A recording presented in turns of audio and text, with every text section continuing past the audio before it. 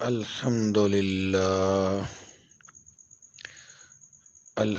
للہ وحدہ والصلاة والسلام علی من لا نبی بعد اما بعد فاعوذ باللہ السمیع العلیم من الشیطان الرجیم بسم اللہ الرحمن الرحیم یا ایہا الرسول بلغ ما انزل الیک من ربک وَإِن لَّمْ تَفْعَلْ فَمَا بَلَّغْتَ رِسَالَتَهُ۔ اسلام ایک مکمل ضابطہ حیات ہے۔ پیغمبر کائنات حضرت محمد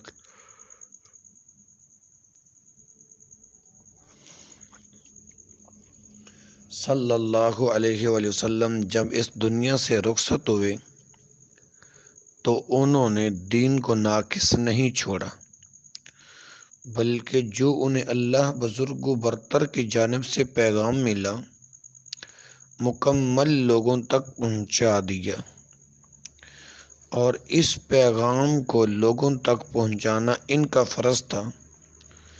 اسی لیے محترم مستمعین و ناظرین، اللہ کی جانب سے انہیں حکم ملا تھا، یا ایھا الرسول، اے اللہ کے رسول صلی اللہ علیہ وآلہ وسلم،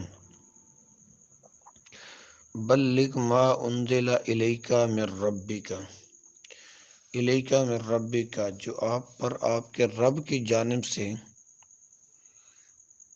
انزل نازل ہوا ہے، بلغ اسے لوگوں تک پہنچا دیجئے، وَإِن لَّمْ تَفْعَلْ، اگر آپ نے ایسا نہ کیا، فَمَا بَلَّغْتَ رِسَالَتَهُ، تو آپ نے رسالت کا حق ادا نہیں کیا۔ ہمیں کامل یقین ہے کہ نبی صلی اللہ علیہ وآلہ وسلم نے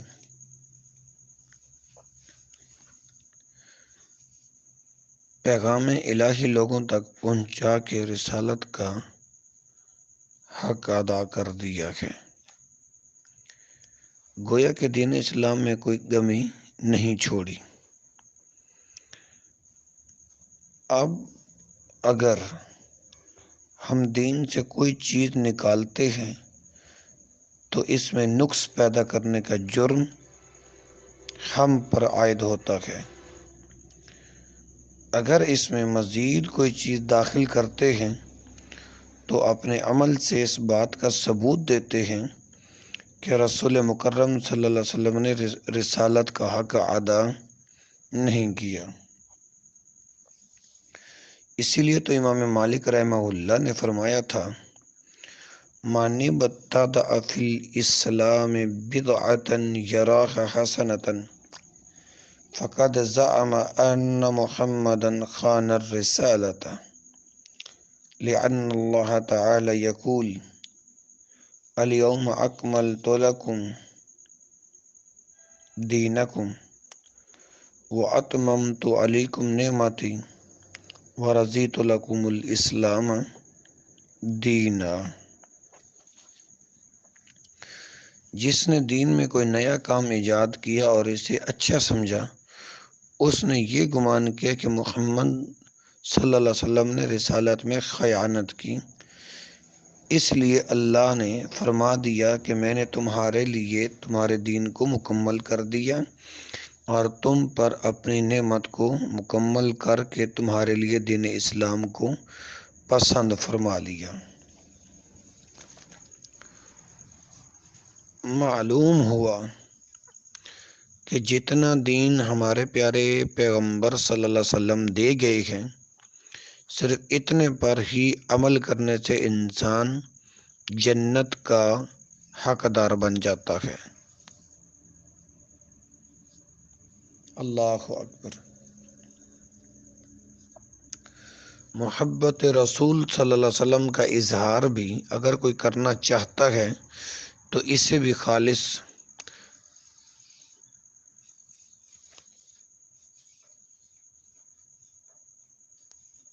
اس دین پر عمل کرنا ہوگا،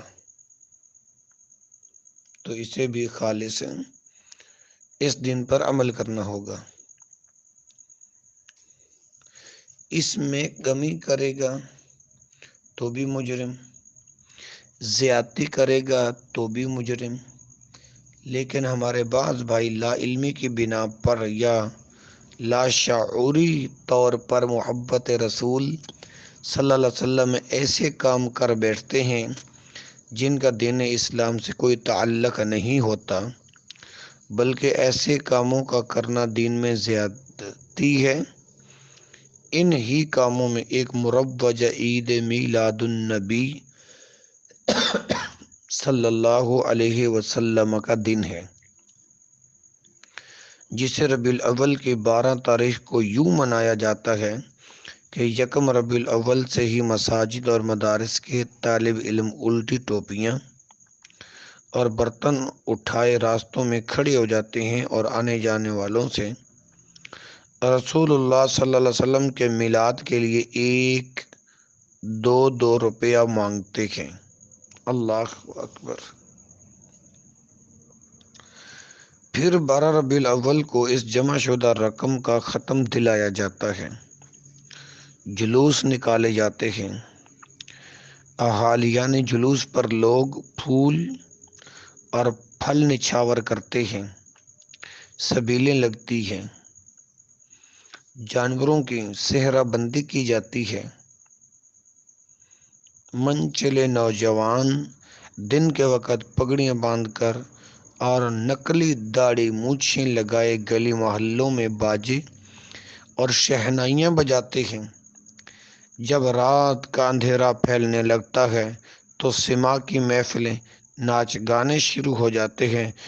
روضہ رسول صلی اللہ علیہ وسلم کے ماڈل کھلونے اور پہاڑیوں کی نمائش لگتی ہے جسے مرد اور عورتیں بلا امتیاز دیکھتے ہیں۔ ان خرافات میں لوگ بڑھ چڑھ کر حصہ لیتے ہیں۔ اللہ اکبر۔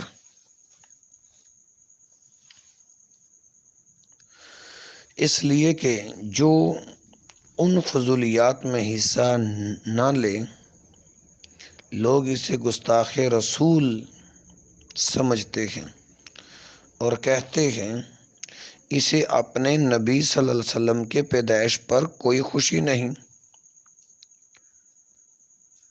میرے پیارے بھائیوں، اسلام نے خوشی کے دن بھی متعین فرما دیے ہیں، غم کے مواقع کی نشاندہی بھی کر دی ہے، اور اسلام کے متعین کردہ خوشی کے دنوں کے علاوہ اگر کوئی مزید دن مقرر کر کے اسے اسلام پہ چپساں کرتا ہے اور خوشی منانے کے لیے غیر شرعی طریقے اختیار کرتا ہے تو وہ اللہ کے ہاں بھی جواب دہ ہے، اور لوگوں کو گمراہ کرنے کا جرم بھی اس پر عائد ہوتا ہے۔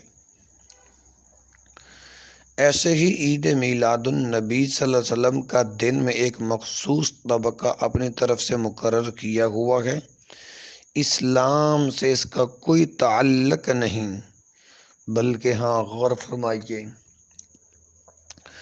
رسول مکرم صلی اللہ علیہ وسلم کو 40 سال کی عمر میں نبوت ملی۔ نبوت کے بعد 23 مرتبہ ان کی زندگی میں یہ دن آیا۔ انہوں نے اپنی ولادت کا دن اس طرح نہیں منایا۔ خلفائے راشدین رضی اللہ عنہم نبی صلی اللہ علیہ وسلم سے بڑی محبت کرنے والے تھے۔ 10 ہجری کو رسول کائنات صلی اللہ علیہ وسلم فوت ہوئے تو 11 سے 13 ہجری تک ابو بکر خلیفہ رہے۔ 2 مرتبہ ان کی زندگی میں یہ دن آیا۔ 13 سے 24 ہجری تک 10 مرتبہ سیدنا عمر رضی اللہ عنہ کی خلافت میں یہ دن آیا۔ 24 سے 35 ہجری تک حضرت عثمان غنی رضی اللہ عنہ کی خلافت میں 11 مرتبہ یہ دن آیا۔ 35 سے 40 ہجری تک 5 مرتبہ حضرت علی رضی اللہ عنہ کی خلافت میں یہ دن آیا۔ صحابہ کرام رضی اللہ عنہم میں سے آخری جو صحابی ہیں وہ 110 ہجری کو فوت ہوئے۔ اس وقت تک نہ تو کسی صحابی نے یہ دن منایا، نہ ہی خلفائے راشدین میں سے کسی نے، حالانکہ وہ ہم سب سے زیادہ نبی صلی اللہ علیہ وسلم سے محبت کرنے والے تھے۔ قرآن مجید میں حضرت عیسیٰ علیہ السلام کی پیدائش کا ذکر موجود ہے، آدم علیہ السلام کی ولادت کا ذکر موجود ہے، موسیٰ علیہ السلام جد الانبیاء حضرت ابراہیم علیہ السلام کی ولادت کا ذکر موجود ہے۔ پھر بھی نبی صلی اللہ علیہ وسلم نے کسی کے تذکرہ میلاد کے لیے کوئی تاریخ مقرر فرمائی، نہ جشن منایا، نہ جھنڈیاں لگائیں، نہ چراغاں کیا۔ آج ہم سب مل کر نبی صلی اللہ علیہ وسلم کے ایک صحابی کی محبت کا مقابلہ نہیں کر سکتے۔ اگر واقعی یہ دن کوئی حقیقت رکھتا تو نبی صلی اللہ علیہ وسلم کے صحابہ رضی اللہ عنہم کبھی بھی اس موقع کو ہاتھ سے نہ جانے دیتے۔ صحابہ کرام کے بعد تابعین کو دیکھیے تو آخری تابعی 180 ہجری میں فوت ہوئے۔ اس وقت تک میلاد کا کوئی ثبوت نہیں۔ تابعین کے بعد تبع تابعین کا دور آتا ہے جو 220 ہجری میں ختم ہوا۔ اس وقت تک میلاد منانے والا کوئی نہیں تھا۔ بالفرض صحابہ رضی اللہ عنہم و تابعین رحمت اللہ علیہم کے دور کو ہم چھوڑ دیں اور مقلد امام کی تقلید کو ضروری سمجھتا ہے تو کیا پھر ائمہ دین نے اس دن کو منایا؟ اللہ اکبر۔ امام ابو حنیفہ رحمہ اللہ 80 ہجری میں پیدا ہوئے اور 150 ہجری میں فوت ہوئے۔ امام مالک رحمۃ اللہ علیہ 93 ہجری میں پیدا ہوئے، 93 ہجری میں، اور 179 ہجری میں فوت ہوئے۔ امام شافعی رحمۃ اللہ علیہ 150 ہجری میں پیدا ہوئے، 204 ہجری میں فوت ہوئے۔ امام احمد بن حنبل رحمۃ اللہ علیہ 164 ہجری میں پیدا ہوئے، 241 ہجری میں فوت ہوئے۔ 241 ہجری تک بھی میلاد النبی کا نشان تک نہیں ملتا۔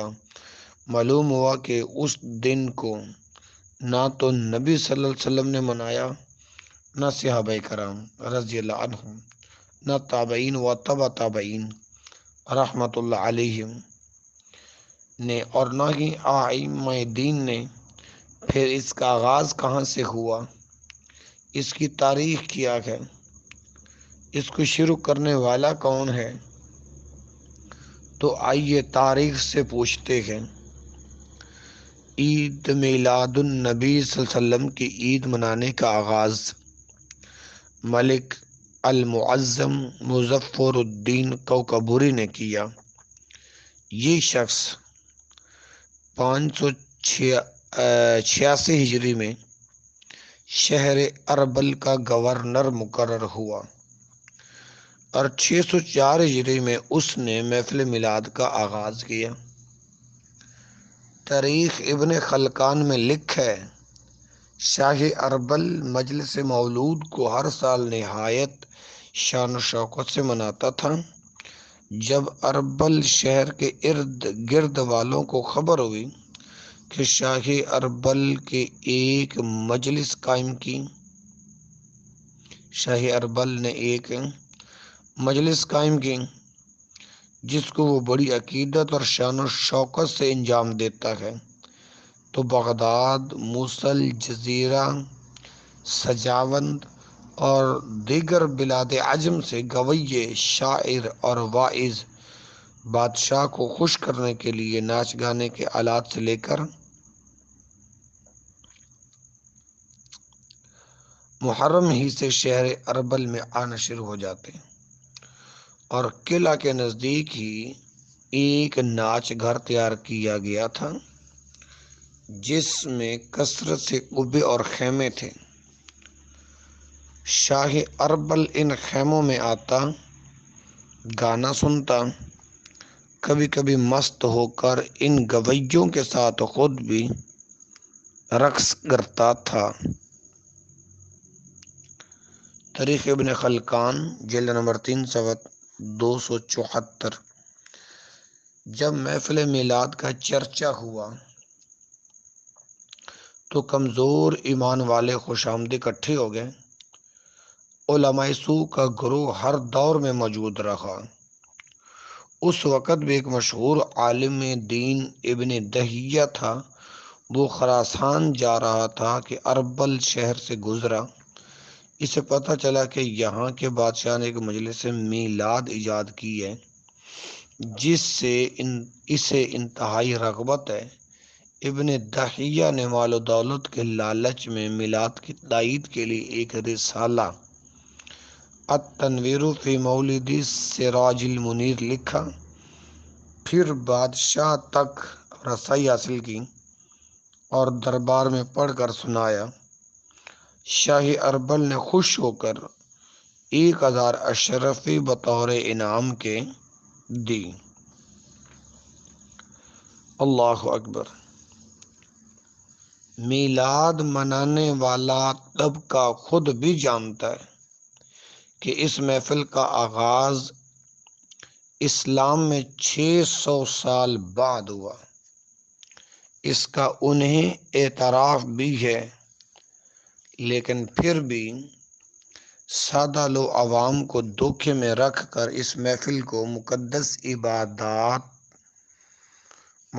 عبادت کا نام دے کر پیٹ پوجا کر رہے ہیں۔ چند ایک حوالہ جات آپ کے سامنے رکھنے کی کوشش کرتا ہوں۔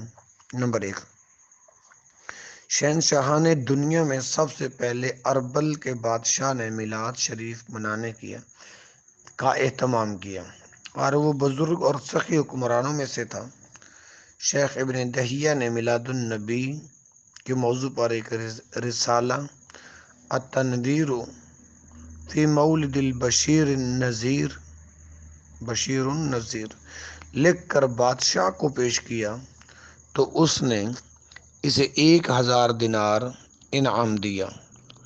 ایک شخص ایک دفعہ شاہ اربل کے پاس محفل میلاد کے دسترخوان پر حاضر ہوا تو اس نے بیان کیا کہ اس دسترخوان پر 5000 بھنے ہوئے بکرے، 10,000 روسٹ مرغیاں، 1,00,000 نان، 1,00,000 کھانے سے بھرے ہوئے مٹی کے پیالے اور 23,000 کی اشتریاں تھیں، اور بادشاہ ہر سال محفل میلاد پر 30,00,000 دینار خرچ کرتا تھا۔ منہاج القرآن، ستمبر 1991، صفحہ 19۔ یہ درست ہے کہ جس بڑے پیمانے پر آج کل میلاد النبی منائی جاتی ہے، اس طرح صحابہ کرام یا تابعین یا تبع تابعین کے زمانہ میں نہیں منائی گئی، بلکہ کئی صدیوں تک اس کا نشان نہیں ملتا۔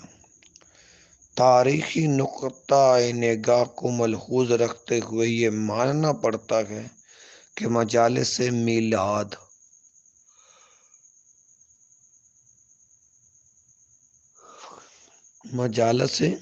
میلاد یا مجالس ذکر و شغل کی طرف مسلمانوں کی زیادہ تر توجہ اس وقت ہوئی جب ضروریات اسلام سے فراغت پا کر مسلمان اپنی حکومت اور اسلامی ترقیات سے بہرہ ور ہو کر آرام سے زندگی بسر کرنے لگے، اور غیر اقوام کے میل جول نے ان کو اس امر کی طرف مجبور کیا کہ جس طرح وہ لوگ اپنے اسلاف کی یادگاریں قائم کرتے ہیں، اسی طرح ان کے دوش بدوش مسلمان بھی اسلامی شان و شوکت کا اظہار کریں۔ ماہنامہ ضیاء حرم، دسمبر 1999، زیر سرپرستی محمد کرم شاہ الازہری۔ معلوم ہوا کہ یہ بھائی جانتے ہیں کہ میلاد کا آغاز اسلام میں 600 سال بعد ہوا، اس سے قبل اس کا وجود نہیں تھا۔ غور فرمائیے کہ ان کے نزدیک مسلمانوں نے میلاد کی جانب اس وقت دی توجہ جب اپنی حکومت اور اسلامی ترقی سے بہرہ ہو کر وہ آرام سے زندگی بسر کرنے لگے۔ ہمیں نہیں معلوم کہ کب مسلمان جہاد کو چھوڑ کے آرام سے زندگی بسر کرنے لگے تھے، اس لیے کہ ترقیات اسلام کا دروازہ تو مسلمان ہمیشہ ہی لوگ شمشیر سے کھولتے رہے۔ انہیں اتنا وقت ہی کب تھا کہ دستہ شمشیر کو چھوڑ کے ایسی فضولیات میں حصہ لیتے؟ اور کیا پاکستان کے مسلمان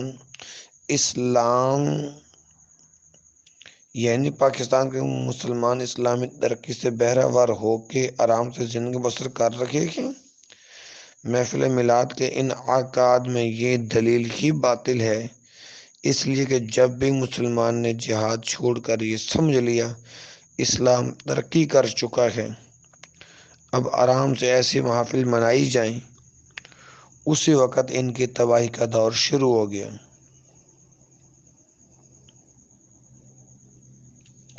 اب میں آپ احباب کے سامنے میلادی طبقہ کی کتابوں سے پیش کرتا ہوں کہ پاکستان کے شہروں میں میلاد کا آغاز کب ہوا۔ لاہور میں محفل میلاد کا آغاز جو ہے وہ اللہ اکبر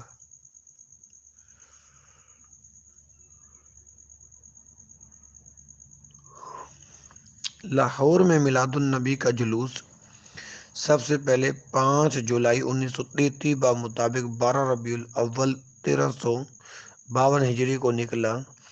یہ جلوس 1940 تک باقاعدہ نکلتا رہا۔ روزنامہ کوہستان لاہور عید میلاد ایڈیشن 22 جولائی 1964۔ راولپنڈی میں میلاد کا آغاز۔ راولپنڈی میں عید میلاد النبی صلی اللہ علیہ وسلم کی تقریبات کے حوالے سے حکیم محمد ایوب حسن لکھتے ہیں کہ راولپنڈی میں یہ سلسلہ ایک مدت سے جاری ہے۔ اس کی ابتدا اس زمانے میں ہوئی جب پٹی ضلع لاہور سے شائع ہونے والے ہفت روزہ ایمان کے ایڈیٹر مولانا عبدالمجید قریشی نے یہ تحریک شروع کی کہ سارے ملک میں سیرت نبی صلی اللہ علیہ وسلم کی کمیٹیاں قائم کی جائیں۔ کوہستان 1964۔ حکیم محمد ایوب حسن کا مضمون راولپنڈی میں میلاد النبی صلی اللہ علیہ وسلم۔ اللہ اکبر۔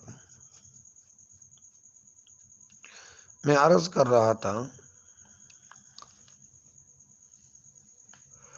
کہ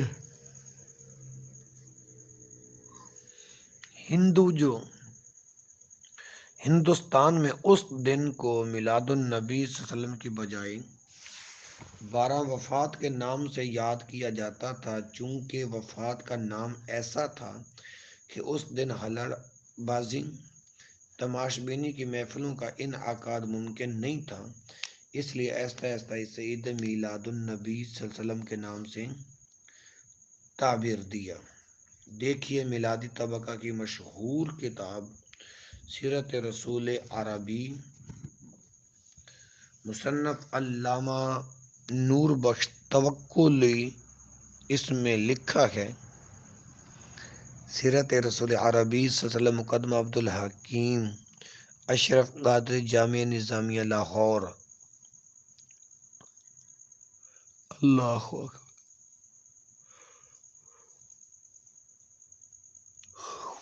12 ربیع الاول کو عام طور پر 12 وفات کہا جاتا ہے۔ یہ حضرت علامہ توکلی کی کوششوں کا نتیجہ ہے کہ گورنمنٹ کے گزٹ میں اسے عید میلاد النبی سے منظور کروایا ہے،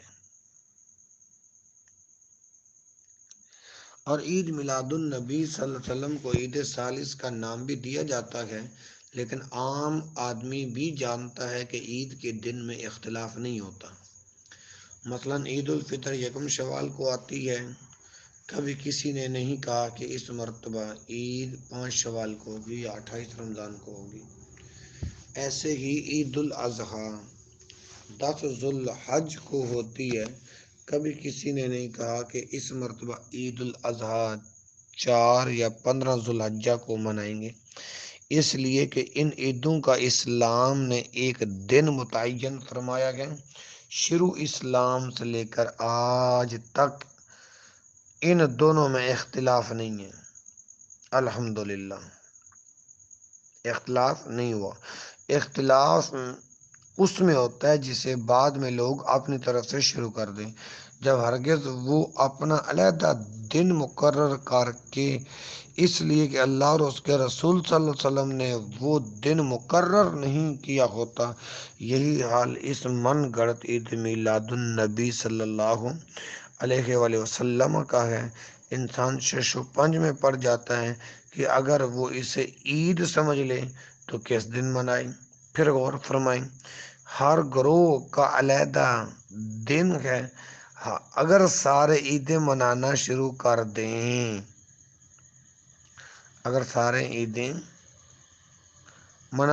کر دیں، تو ربیع الاول کا مہینہ عیدوں میں ہی گزر جائے گا۔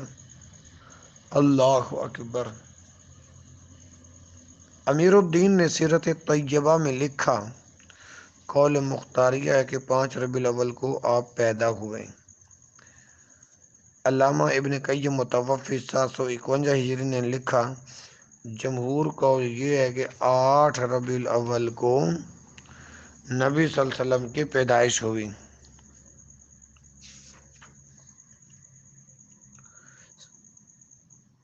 اور یہ پورا حوالہ سن لیں، امیر الدین سیرت طیبہ، صفحہ 76، مدرسہ تعلیم القرآن، نواں شہر۔ اچھا، کسی نے 9 ربیع الاول لکھی ہے۔ برِ صغیر کے اکثر سیرت نگاروں نے 9 ربیع الاول کو یوم ولادت قرار دیا ہے۔ اللہ اکبر۔ ہمارے نبی موسم میں بہار دوشنبہ کے دن 9 ربیع الاول کو پیدا ہوئے۔ نمبر 2، 9 ربیع الاول 571 ہجری بروز سموار، بعد از صبح صادق، قبل از طلوع آفتاب۔ سمجھ آ رہی نا؟ طلوع زخم خوردے تک اپنا عبادات پوتے کی پیدائش کی خبر سن کر گھر آئیں تو نو مولود کو خانہ کعبہ لے جا کر اس کے لیے دعا مانگی۔ اللہ اکبر۔ تاریخ اسلام، معین الدین احمد ندوی، جلد نمبر 1 صفحہ 25۔ اللہ اکبر، اللہ اکبر۔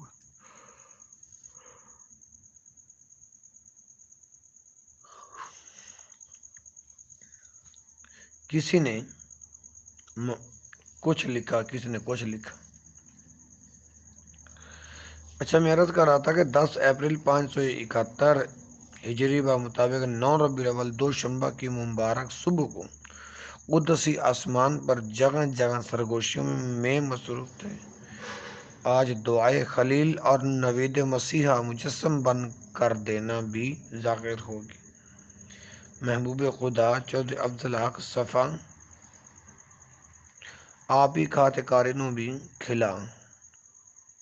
اللہ اکبر۔